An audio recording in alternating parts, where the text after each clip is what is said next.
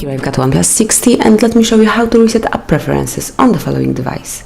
So at the very beginning, open the settings, then scroll down to the very bottom of the list and pick System, and then go to Reset Options. Now you have to select the second option, which is Reset App Preferences. Click on it, and now you have to be aware that this operation will reset all preferences for disabled apps, disabled app notifications, default application for actions, background data restriction for apps, and any permission restrictions, but you will not lose any app data. And if you truly want to perform it, if you truly want to reset app preferences, just click on Reset Apps, and that's it. Your app preferences has been reset. So thank you for watching, please subscribe our channel and leave the thumbs up.